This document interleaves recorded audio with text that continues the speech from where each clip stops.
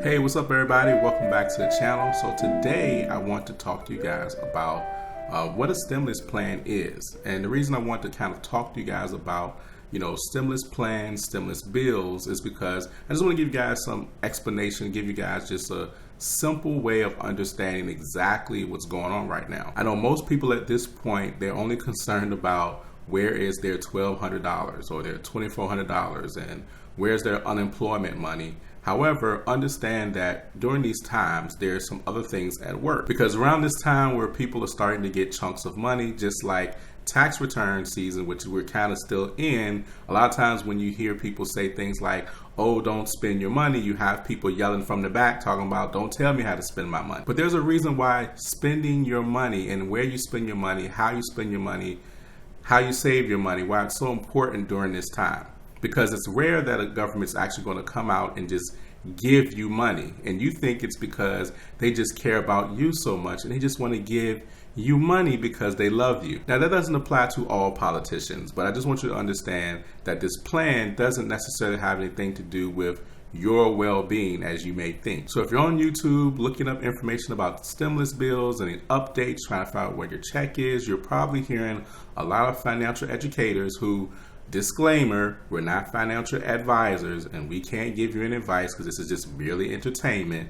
But you're going to hear a lot of us say things like, be smart with your money, and here's why. See, the objective of a stimulus plan is to stimulate an economy, not to take care of your household, but to stimulate an economy, to get more money moving back into the economy. So a stimulus plan is something that doesn't necessarily always have to deal with you. So if you've been watching any of my videos or any videos about stimulus updates, you'll know that right now, the next conversation that the Congress is going to have is about the stimulus plan number 4. So some people are like, 4? What? So you mean to tell me I missed other checks? No. The plan that you received was the 3rd plan, which involved you getting checks. So understand that with the stimulus plan, they're broken down into different categories. Because once again, the goal is to have money flowing back into the economy. So when the economy starts to struggle, you see things like the stock market struggle. In particular in the US, then you know the stock market struggling is just not okay. Because the stock market struggling affects a lot of people in high power. It affects their pockets and they can't have that. So within a stimulus plan, you can have something called quantitative easing. Now, if you've never heard of quantitative easing, that's a big word to say, quantitative easing. So if you've never heard of it, basically what it is, it's just pumping money into the economy. The federal government is just printing more and more money. It's something that the central banks do. Once a law is passed, central banks go and they say, hey, we're going to start making more money. Now, just to clarify, what is a central bank? Now, the central bank isn't the bank that you may think it is, like your Bank of America, your Wells Fargo. No, those are just your like commercial banks. But a central bank is like our Federal Reserve. So just like the way we have a Federal Reserve system here in the US, there's also a Federal Reserve system in other places. Like, for example, you have Canada, they have the Bank of Canada. That's their central bank. Or like the Bank of England, or like the European Central Bank. I think you understand. So every nation has its own central bank. So the central bank is at the top. And then you have the commercial banks, and then comes you and businesses. So what happens is a central bank, what it does is it will create money and it will buy back bonds from your regular banks, your financial institutions and places where you can get loans and things like that. So buying back those bonds kind of brings a cash flow for those banks. It kind of frees up money. So it's kind of saying, like, if I have something that is not worth anything to me right now, it's junk, or I just really could probably use cash instead of holding this, and someone comes and gives me $50 for it. So now I give them that and I have $50 cash. So with that, that means the banks can now do more things. So basically they will buy back bonds and different assets, and that gives a cash flow to the banks. Now, another interesting thing about that is when you're buying back bonds and you're buying back assets from banks and things like that, it can actually kind of do something like hold the stock market up a little bit. So you don't really see the true nature of what's happening or what could be happening now, because there's money and cash that has been pushed into a system that definitely affects our market. So right now, for example, if these stimulus plans weren't passed, our stock market would probably be a little bit lower, probably maybe another $2,000, $3,000, maybe $4,000 lower. But basically what happens is once those bonds are being bought and things like that, then you see things where our interest rates are lower. As far as the central banks, they will lower their interest rates, which makes it also cheap for banks to be able to borrow money from them. Because banks borrow money from the central banks, if you didn't know that, and there's an interest rate attached to that. So right now in the US, the interest rate is just pretty much zero, so banks can borrow as much money as they want. So then where you come in the picture is that banks can now loan you money, and how they make money and how our government makes money is they charge you a higher interest rate. So now you can also see the effect on high interest savings accounts, and while their rates come down because they can't give you more money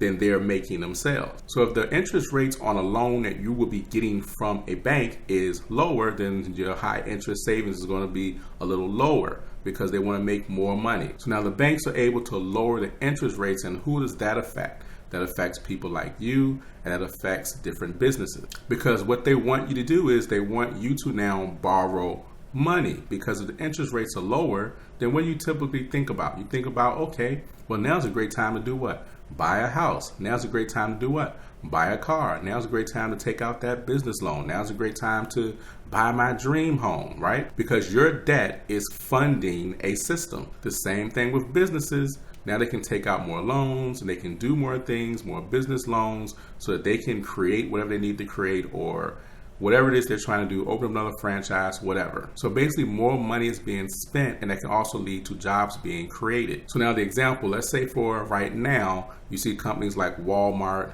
Amazon, they're hiring more people, like UPS, people that are hiring more people because the demand is so high, because that's where the money is flowing. I even read something about Instacart and how they had like another 300,000 people now signed onto their platform to, which Instacart is like people going and grocery shopping for other people.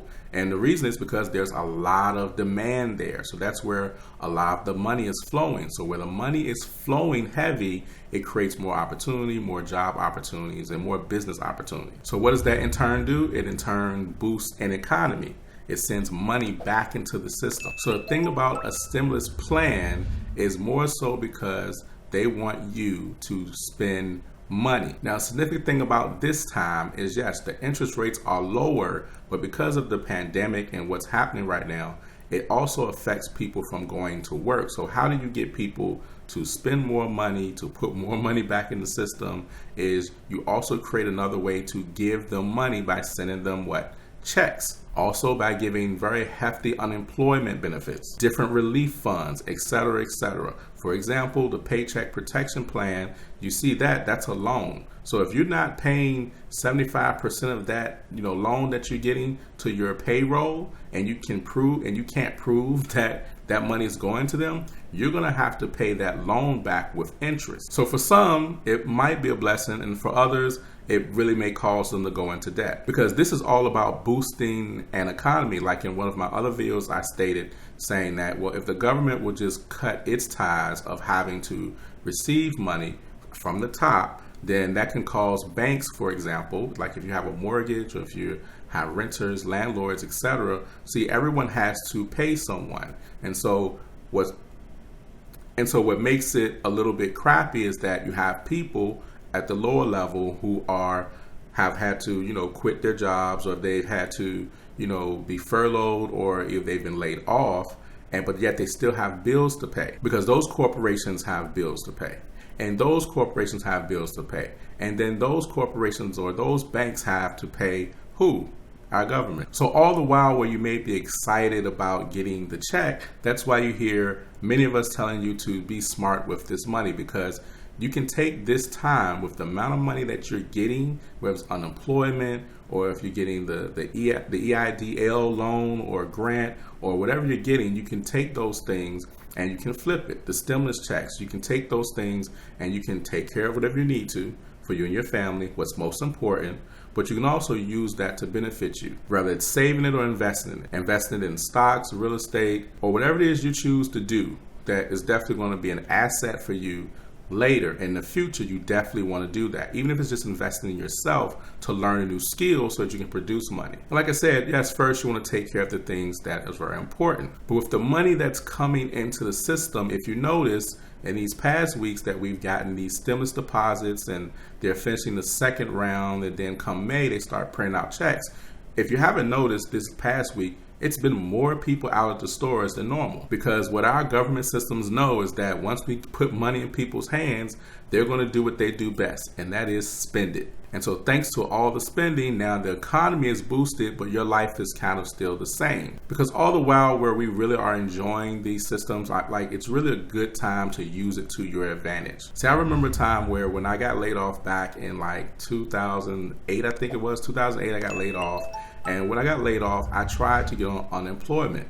Now, the interesting thing about that was it was a struggle, and I really couldn't collect unemployment like I really needed it, because at the time, Congress was meeting and they were fighting back and forth about tax breaks, because they were trying to put some type of stimulus plan together, because once again, the economy was going down. And so what the Congress did, one party did, is they actually froze all of the unemployment. So for everyone that was unemployment, they could no longer collect unemployment because they couldn't agree on the tax breaks, because one party wanted higher tax breaks and the other one didn't. Now, those tax breaks didn't benefit just anybody. It benefited the wealthy, and it benefited the big companies and big corporations. All the while, they froze unemployment for the people who were really going through, just so that they can get what they want. So if you notice, when these stimulus bills are being passed, you always see Congress going back and forth, back and forth. There's so many different plans on the table right now for like $2,000 a month for free